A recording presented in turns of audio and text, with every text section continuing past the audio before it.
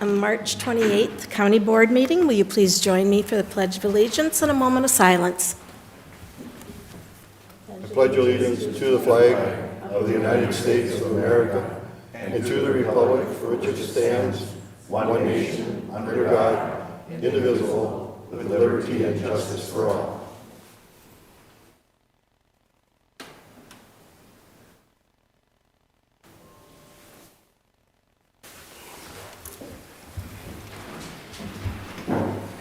All right, first thing on the agenda is open forum. Is there anyone who wishes to speak? Madam Chair, can I call roll? Commissioner Coring? Present. Commissioner Lubke? Present. Commissioner Barrows? Here. Commissioner Franzine? Here. Commissioner Hoag? Here. All members are present. Madam Chair, I don't have any open forms filled out. Okay.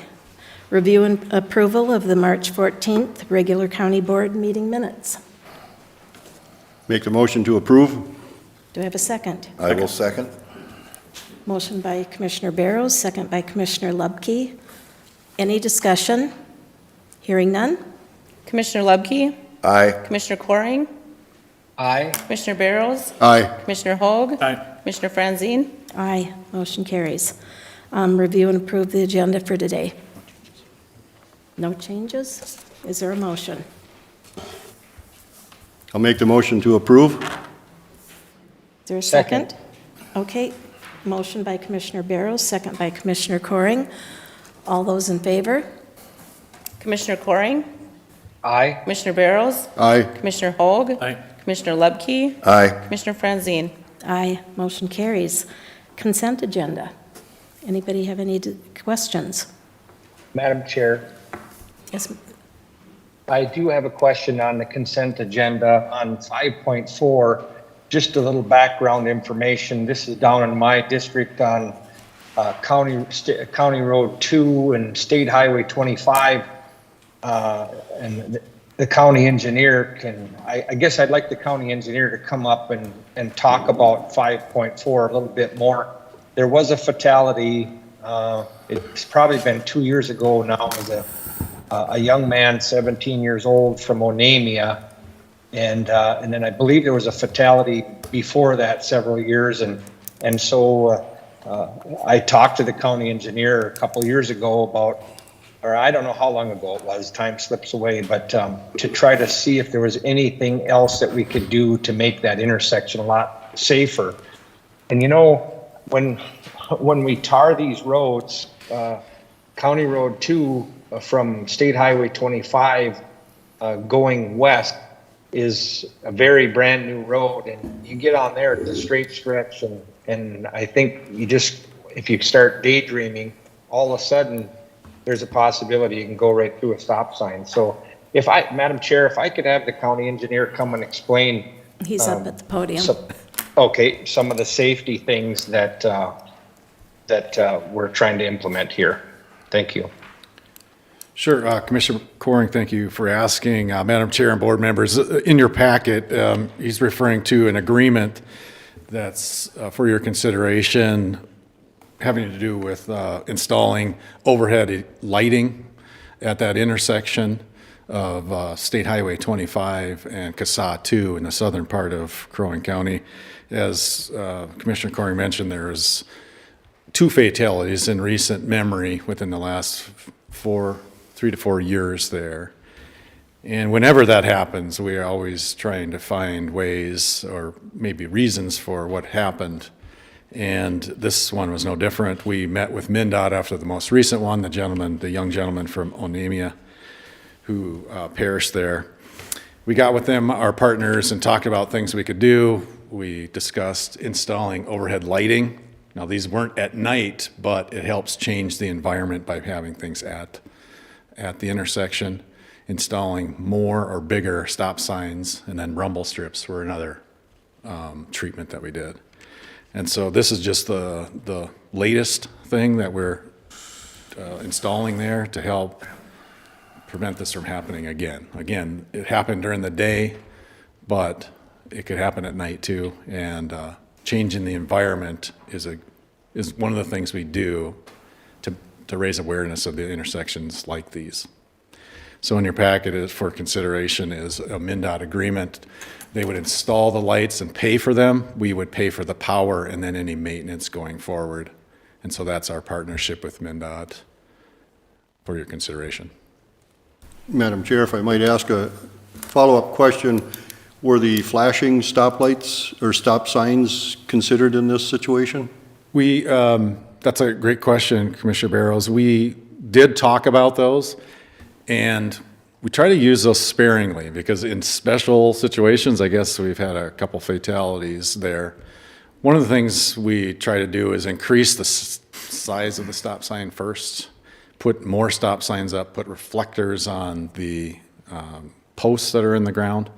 In the future, we may consider going to flashing stop signs. It's a progression of improving these intersections. Hopefully, we don't need to get to that far.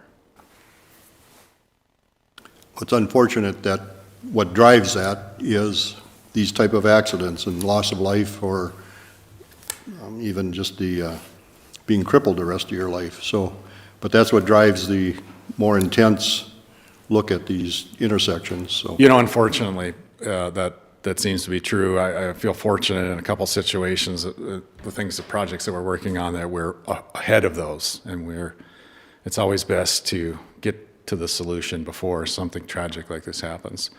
In this case, that did not happen, and it did force our hand to improve this intersection. It's a busy intersection of State Highway and a very highly traveled Casatu in the southern part of the county, so it's the have right we thing to do. considered, do we use rumble strips there or anything to? We do. We installed rumble strips. So this, right now, it is a little bit difficult to get lighting systems, and so it's taken a couple of years to get them and then working on an agreement with MnDOT.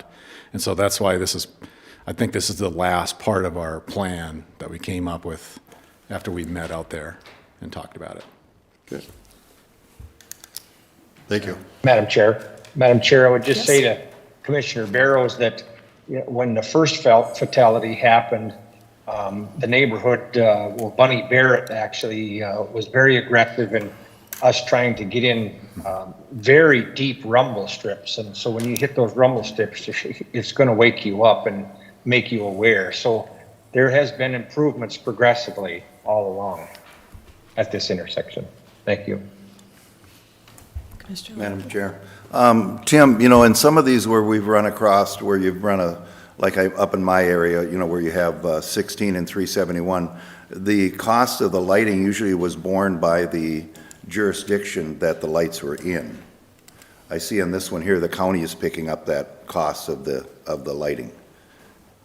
The cost of the power The and cost maintenance? of the power, yes. Yeah, that's our cost share agreement that the board adopted a few years ago, included those, making it easier Right. to come to an agreement with MnDOT. I remember one in particular in Doug Hoag's district where a fatality had happened, and MnDOT and the county were saying, you pay for it, back and forth, and we finally said, Oh, good, good. we don't want to So- fight over this.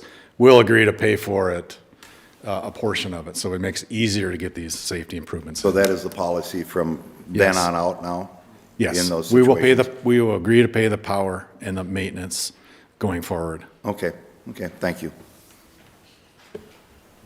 Is there any more discussion?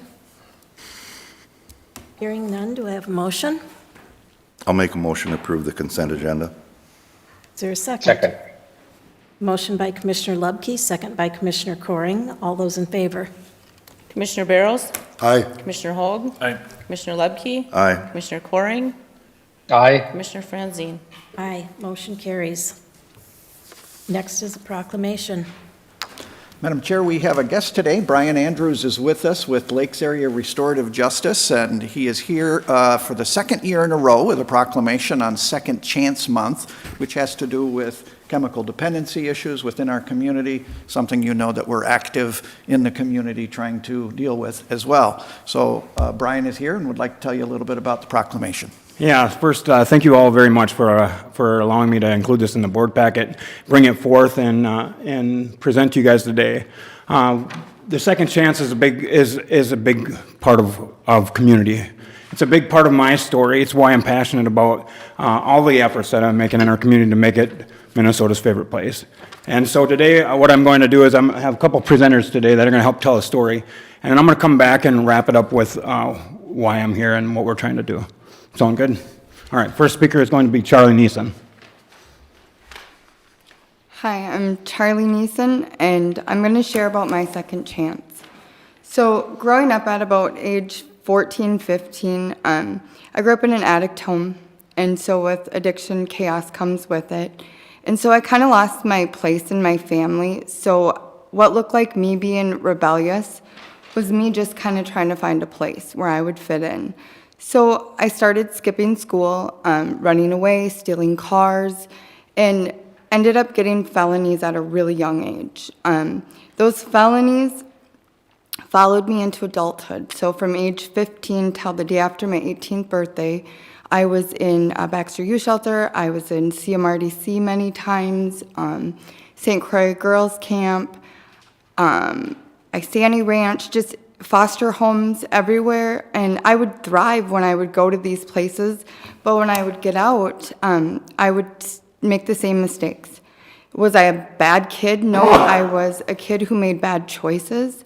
So at age 18, my addiction started to spiral, and I ended up getting felonies as an adult.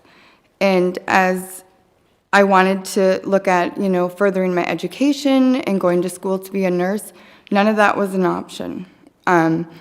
Jiffy Lube actually, so I went to the workforce center and I had never really had a job and I just needed something.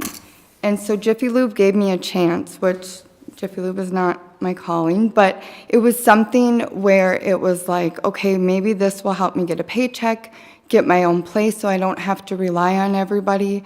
And I started to build on that. And then I was going through a child protection case, and there's no easy child protection case, but I met Kimberly, and Kimberly had a program called Meta 5, which is like a second chance program because it taught me all those life skills I didn't know. I wanted to go back to school, but my felonies were a really big barrier for a long time. And so the jobs I got were ones like Jiffy Lube and things that I really didn't get a chance to use what my gift is that, I was born with, is to help people, to take this lived experience, to be able to support other people. And so I've been sober 17 years. As of February 12th, I work at Essentia Health, and that to me is amazing because I had a daughter there that I never got to bring home from the hospital. I was escorted out of the hospital.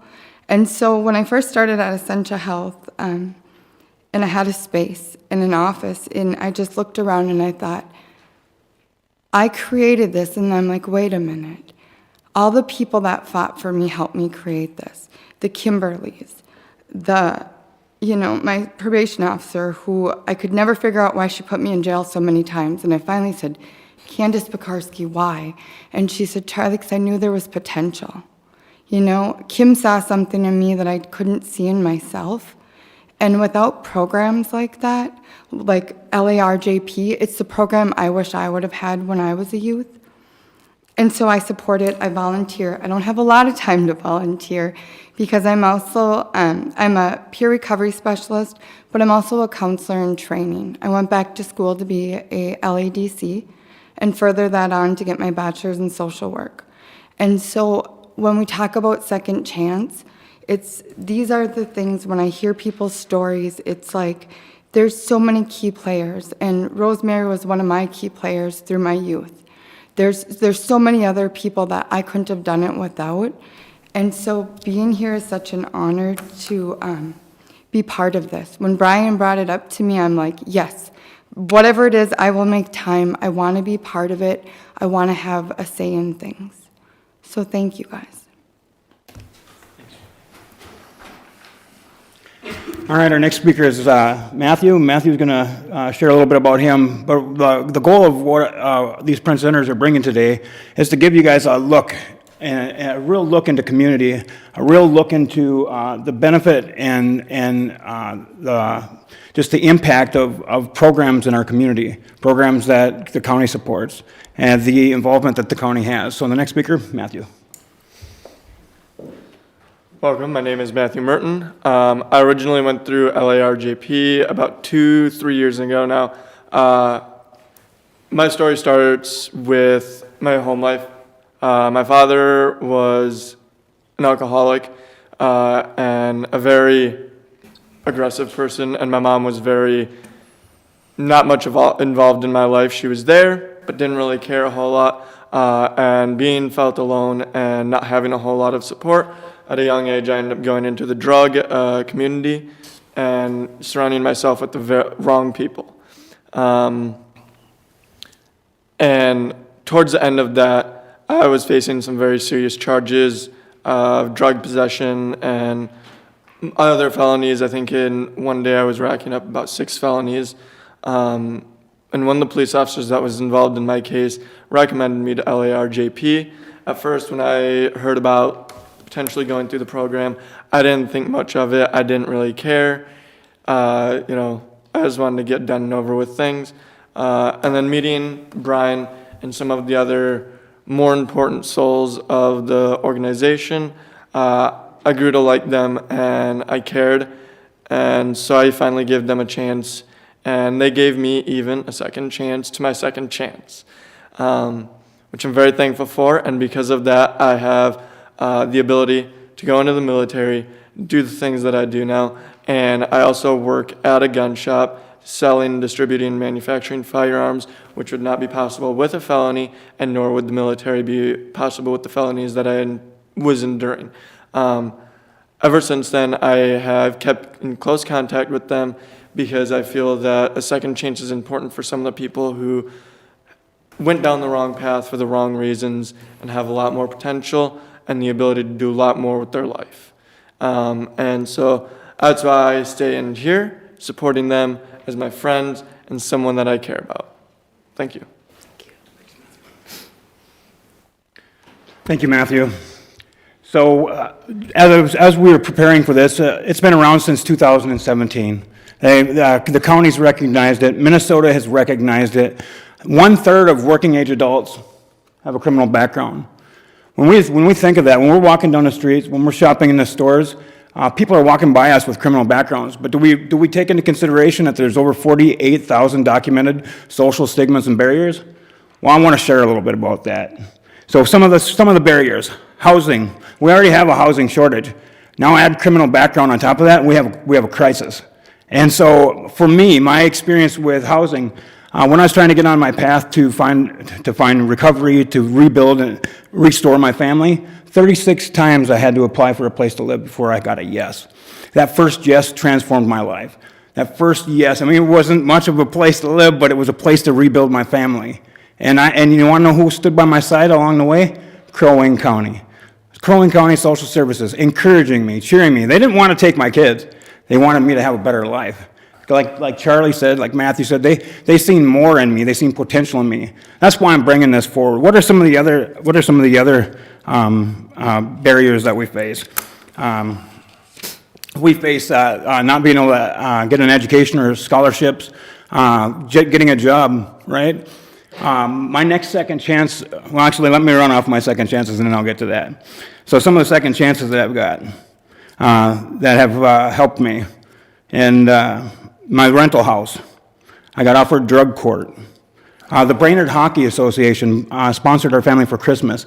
You see, I had thought, and I had taken on the identity as I'm a criminal, I'm disabled, I'm a drug addict, I'm a bad parent. All these labels I started taking on. So when these people started coming alongside me and investing in me, what's called community, when I started experiencing community, I started to see the value of my own life. And so I continued on. Habitat for Humanity, we were a recipient of a Habitat house. For me, for our family, we're good enough to get that. Bridges of Hope, my first opportunity to volunteer.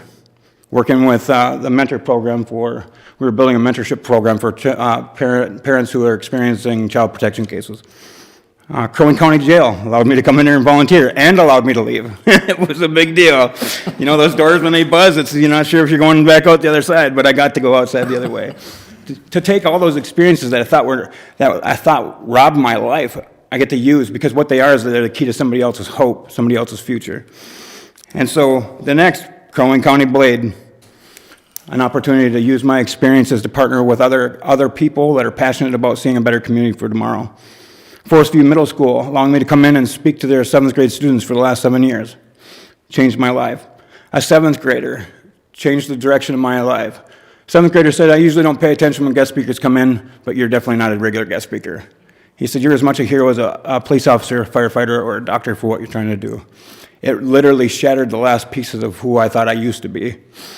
So we go on from there to Heritage Church, getting elected as a deacon. I thought it'd start on fire when I walked into the church. And then Minnesota Adult and Teen Challenge, fighting to get a job there. And as soon as I got hired, I got flagged for my background. They have a set-aside program, but it's a lot of hurdles that you got to get across just to live and thrive in life with a criminal background. And lastly, Lakes Area Restorative Justice Project. They took a chance with me, and that was another second chance. And with that, police departments, county attorney's departments, sheriff's department, the Rotary, and all the other partners in the community. What does this all add up to? It adds up to community. This is my home. This is our home. What are we going to do to make the best home possible for us and for the next generations?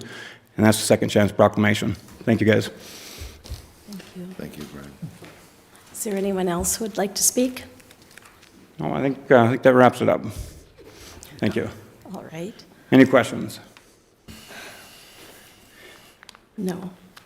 Madam Chair, I just have one comment. I think I've been in these circles a little bit, and I think if you've never been there, it's hard to think about it as the fact that it isn't a bad person that needs to get good, it's a sick person that needs to get well. Correct. And I really commend you, Brian, for being out there and doing what you do. You make a difference. Thank you for serving. Thank you. Appreciate that a lot. Madam Chair, if I might, again, I want to thank you too, Brian, and the two individuals who testified here today, but all of the other group of your supporters out there. And I believe in this second chance, you talk about 1/3 of the nation having a criminal background. I would go a step further and say there's 2/3 of this nation that have been impacted by those activities that have taken place, because I think we all have been impacted by whether it's criminal activity or whether it's addiction or whatever. I think we've all got some family member, somebody out there that has impacted our life. And so I just think that when we look at the cost, if we're looking at just the financial side to our county, we pay one way or the other. We pay it at our sheriff's department, our jail, community services, taking kids away from families and breaking them up. There's no good outcome with that approach. And I think that you would support that statement. Yeah, absolutely. So I think that giving that second chance and continuing to work with people to understand what's happening with them, that they are sick people that need to get well, but that they also have skills and attitudes and I'm losing my thought on terms, but they're good people and they have the ability to be productive in our society, and I think that's the important part, that the message that you're bringing forward and that the others have brought forward. So with that, Madam Chair, I would put forth the resolution to designate April as Second Chance Month in Crow Wing County. And I will second that. I will second that, Madam Chair. Okay. Do we have a third? Yeah, we do. That's all right, I'll let John. Okay, I have a motion and a couple of seconds, and, and all those in favor? You want me to record that as Commissioner Lebke as the second? Yes. Commissioner Hoag? Aye. Commissioner Lebke? Aye. Commissioner Coring? Aye. Commissioner Barrows? Aye. Commissioner Franzine? Aye, motion passes. Thank you guys very much. Appreciate it. Thank you very much. And I want to thank you, Brian, but Charlie, I also want to thank you. I've known you getting close to 30 years, probably. And I'm proud of what you've become, how you've pulled yourself up. She's a change maker. Thank you, guys. Okay. Next thing on the agenda, land services.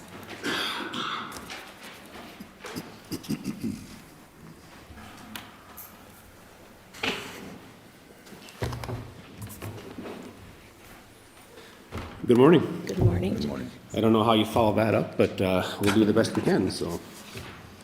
I got a couple items on the agenda for your consideration today. The first item is we're requesting a land classification of tax forfeit land to non-conservation and then to do a direct sale to the DNR. Teresa, if you could pull the map up.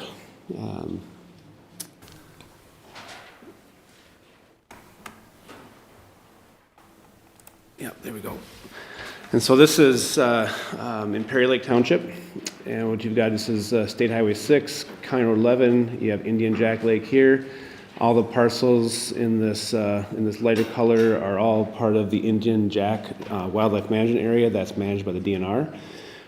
We have this parcel down here on the river, 850305, or 0501, that the DNR is looking to purchase from the county and add that to the wildlife management area. The purchase appraised price would be $95,260. This is something that makes sense, I think, to go to DNR. It's a landlocked parcel and would make a great addition to that WMA. Staff recommendation is to classify the land as non-conservation and to adopt the resolution as a tax to sell the parcel to the DNR for the amount of $95,260. I'd be happy to answer any questions. Madam Chair. Yes. Chris, once the DNR secures that land, if the county board approves it, would that be eligible for payment in lieu of taxes? Yeah, Madam Chair, Commissioner Coring, Gary and I did discuss that this morning, and it does look like that will qualify for PILT payments in the future. So yes. Okay. Thank you. Any other questions?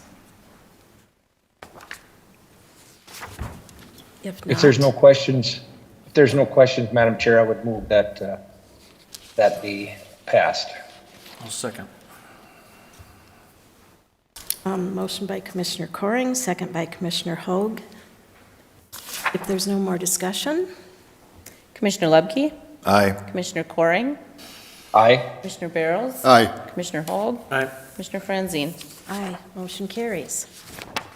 Thank you very much. The next item we have on the agenda is changes to the county land use ordinance. Just real quick, if it's okay, I'd like to walk through the timeline to kind of get us to where we've been and to where we're currently at today. As was put in the request for board action, there was an interim ordinance declaring a moratorium on boardwalks and the attached dock systems back on April 12th of 2022. And then there were some approved revisions to the ordinance at that time. And then back in August 9th of 2022, there were more changes to the ordinance to make some modifications.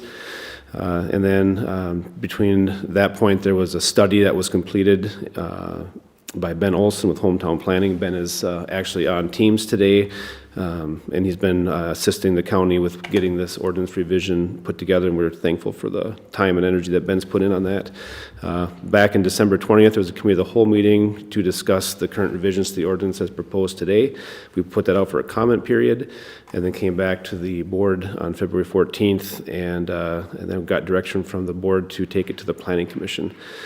So the Planning Commission held a public hearing on March 16th and to consider the revisions as proposed. The Planning Commission, the Board of Adjustment heard public testimony and considered all the comments that were submitted, and then they made a unanimous recommendation to the board to adopt the updated land use ordinance as it was submitted. A couple of things I want to point out. One would be that the DNR has also reviewed the ordinance revisions and has provided a conditional letter of approval. It's in the packet provided to the board today.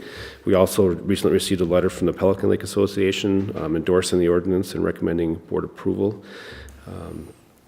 And so what the recommendation coming from staff today is to adopt the attached resolution with the changes to the land use ordinance as recommended by the Planning Commission and Board of Adjustment, and repeal County Interim Ordinance number 2201 in Crow Wing County. I'd be happy to answer any specific questions you might have. Are there any questions for Chris? Madam Chair, with no questions to be asked, or appears not to be any at least, I would move forward with the recommendation put forth. Do we have a second? I would second that. Motion by Commissioner Barrows, second by Commissioner Hoag. All those in favor? Commissioner Coring? Aye. Commissioner Barrows? Aye. Commissioner Hoag? Aye. Commissioner Lubke? Aye. Commissioner Francine? Aye. Motion carries. Thank you. Thank you very much. Next on the agenda is the sheriff.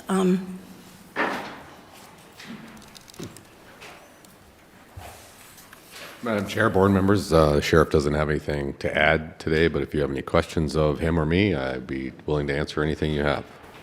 Any questions? Getting off easy. Thank you very you. much. County Attorney, do you have anything? All right. We're already at you, Mr. Administrator. Madam Chair, members of the board, yesterday we did hold a senior management team meeting. We got an update on our continuous improvement team efforts, and we talk about pipeline projects. What projects do we have that people have suggested that are in the hopper waiting? And we always want to make sure that there is an adequate pipeline of projects waiting so that the skills, talents, and abilities that we've trained people on to improve our processes have projects waiting for them. That's always a little bit of an issue for us, and so we talked a lot about how we're going to get that pipeline reprimed, if you will. We also talked about public information projects in particular. Think about like County Road 115 coming up. We know that's going to be a bit of a project. Once we start tearing up the tar in there and people start going down those roads trying to get a tandem axle boat trailer through a construction zone, could be a little bit tricky. We're talking about how we can do a better job, and we're going to need to do a better job in a project like that. Maybe set up a website that people can sign up for updates, and every week we put an update out. What should you expect to happen this coming week? Where are the alternate places we'd like you to access from? And just helping to communicate better what people are going to experience. And those are the kinds of public information projects that we talked about yesterday, having Darcy help our staff to do so that we can do better communication to the public.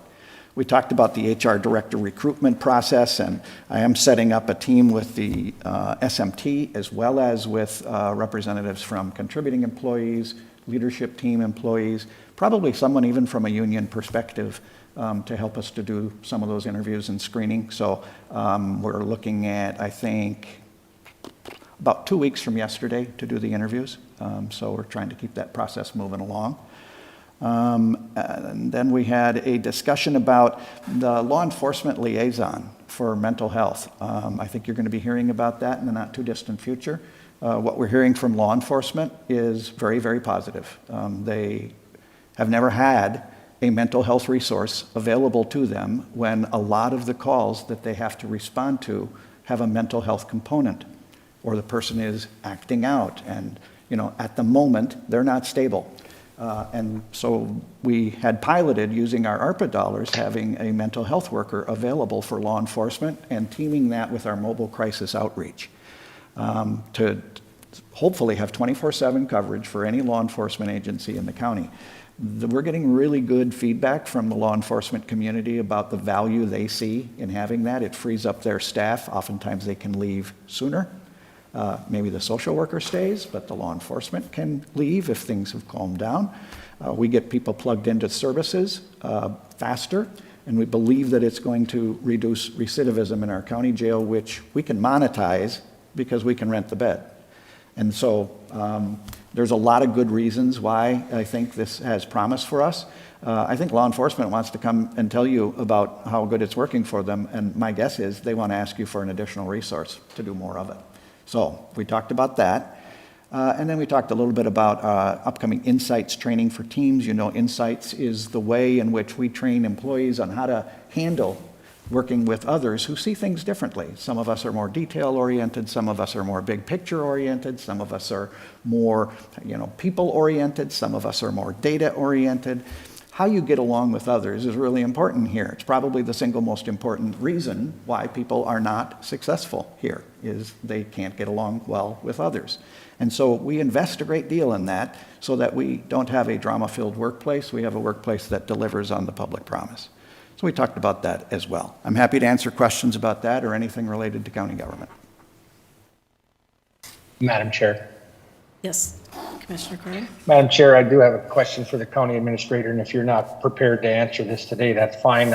I guess I would like to have an update on the Department of Motor Vehicle that we are renting to. You know, I do not favor them to stay there because I think it's disrupting our regular customers that are coming in for home permits. And the reason why this popped into my head, I looked in my mail today, and I believe I got my property tax statement or bill today, and there is a lot of people that come through our doors, and there's a lot of elderly people that I don't want them to be struggling to find a place to park or having that disrupt their ability to get into our building. So if you're not prepared for an update today, Tim, but I would be willing to make a motion if I have the support to get the process moving to give them notice. Mr. Chair, members, I can give you a brief update. We are having that conversation with them, and the reality is we have had conversations with the Department of Motor Vehicles Public Safety for at least 9 months to a year ever since they moved onto our campus. It would be fair to say that their service level is not the same as Crow Wing County's service level, and it is not favorable by comparison. And so we are concerned that their poor level of service is affecting our reputation because they're on our campus. It is not part of Crow Wing County. It's also an important thing that we have available in our community so that people don't have to go too far to get it. But we can't seem to get them to change their service levels. So for instance, they have no local phone number. You cannot reach them. And so what do people do? They come to the land services counter and ask questions about the Department of Motor Vehicles. We can't answer those questions because it's a state agency. And so we have to tell them, you're just going to have to wait until that service can get to you. We don't hear good things. We repeatedly don't hear good things. We've had that conversation with them and said that we are giving them notice, terminating our lease. And they have made a request of us to extend that notice period for 6 months. We have told them no, we cannot do so. And so right now, we might have some reasonable extension if they said they wanted a month. But there is plenty of available space in our community, commercial space that is available. And so I don't believe they should have a hard time finding an alternative place. I would rather that they had improved their service levels. Let me say that again. I would rather that they had improved their service levels because I did think it was a good partnership, potentially. But when their service level is so poor that it reflects negatively on Crow Wing County, I think we have to act. Madam Chair, I would just say thank you to the county administrator. It looks like it's going in the direction that I would like to see it go, and I don't see any need for a motion now. It looks like Tim's taking care of it, and I certainly appreciate that. I also am concerned about that having a poor reflection on Crow Wing County when I think all of our staff has worked tremendously hard to serve people that come in there with kindness and to get their questions answered very quickly. And the surveys that I've seen, we've seen very positive feedback, and I just don't want that ruined. Thank you. Thank you. Anyone else? If not, can I have a motion to adjourn? So moved. Second. Motion by Commissioner Barrows, second by Commissioner Coring. All those in favor? Commissioner Barrows? Aye. Commissioner Hogg? Aye. Commissioner Lubke? Aye. Commissioner Coring? Aye. Commissioner Franzine? Aye. Motion to adjourn we're adjourned.